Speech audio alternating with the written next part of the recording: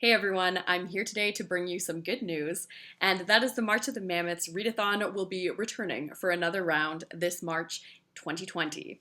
So if you're watching my videos last year, you probably remember me talking quite a lot about this readathon, but if you're newer to my channel or you don't really remember, for some quick context, basically March of the Mammoths is a month-long readathon and there's only one challenge, and that is to try to read one book that is mammoth-sized. And our definition of mammoth-sized means something that is at least 800 pages long.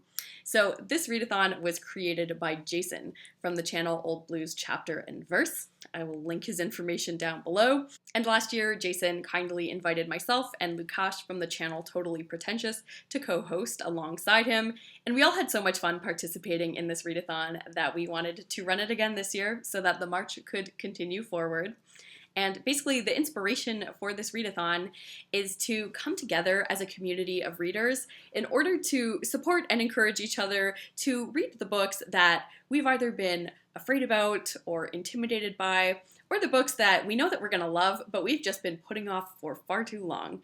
And typically, the books that we tend to avoid are the ones that are going to be the most mentally taxing or the ones that are going to be the most time-consuming. So that's why we decided on picking these mammoth-sized reads. Jason decided to define books that are over 800 pages in length as mammoth-sized reads because those are the ones that take a lot of endurance and stamina to finish, and they're also the ones that are the most physically intimidating. On BookTube, there's already a wonderful readathon called Tome Topple that usually happens, I think, at least a few times every year, and they've defined a tome as a book that's over 500 pages. So since there is already an existing readathon that is encouraging you to pick up multiple longer-sized books, we decided to keep the focus simple for March of the Mammoths, and that's why there's only one challenge, and that is just to pick up one 800 plus page book. What I like about this readathon is that there's a lot of freedom for you to do what you want, and you can set your own challenges depending on your reading preferences. So it's not designed to be this totally stressful event where you have to cram read a bunch of things. If you know that you're really busy or you have less time to read in the month of March, or if you enjoy reading at a more relaxed pace, don't feel like you have to rush through your mammoth just to complete it within the month. You don't have to read all 800 pages. You can just try to accomplish as much as you can for yourself. If you're on the other end of the spectrum like myself and you do have a bit more time to dedicate to this readathon, I like to try to challenge myself to read multiple mammoth-sized books. Last year, I decided to dedicate my entire reading month to mammoth-sized reads, and I ended up making my way through 4 of them, which was pretty cool. So this is a great readathon to participate in where you can really set your own challenges and goals depending on what you're looking for that month. So in today's video, I just kind of wanted to put this readathon on your radar, let you know that it is happening again this year, and I wanted to finish this video by sharing with you my list of 5 benefits that I could think of from participating in this readathon last year, because I found March to be one of my favorite reading months from the whole year. So I wanted to tell you about some of the things that I really loved about participating in this readathon in the hopes that it might encourage you to possibly want to participate. So the first benefit that I noticed is that it ended up making me a stronger, more attentive reader. Because typically I like to enjoy reading around like 8 to 10 texts at any given moment. I just love jumping from text to text, and when I get bored with one thing, I put it down and go into something else, which is really wonderful in keeping me entertained. But what I found in doing March of the Mammoths when I was reading way fewer books, and books that were way longer, was that I really had to work on developing my attention span. Because when books got boring, I couldn't just put them down and switch to something else. I really had to stick with it. So I had to kind of change the way that I thought, and I didn't just see books as something that were entertaining. And I think that that was really helpful in making me a more mindful reader and in making me more capable at sticking through with something. The way that I read now, I get to finish a bunch of things in quick succession, and you get this kind of dopamine hit when you finish a book and start a new one. And while I wasn't getting those exciting getting dopamine thrills throughout the month of March, I found that the payoff of finishing those longer books was ultimately more rewarding, and it ended up being more memorable to divest so much of my attention in these books. So I really do think that it made me a stronger reader. The second benefit is that I found this readathon really helped me solidify and embrace my love of large books. Before this readathon, I knew that I had a preference for larger sized texts. I did know that that was something that I tend to enjoy.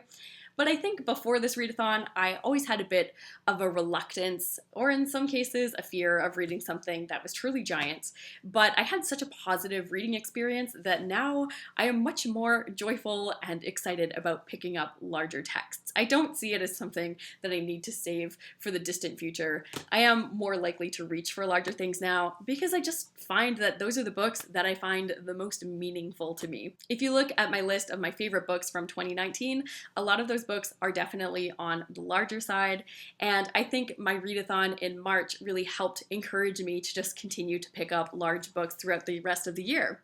And another kind of mini benefit that goes along with that is that after reading, gigantic 1,200 page books, 500 or 600 pages doesn't really seem all that long anymore. So that was another plus I found. Speaking of this book, one of my third benefits from participating in the March of the Mammoths readathon last year was finding my favorite read of the entire year, which of course was Les Miserables by Victor Hugo.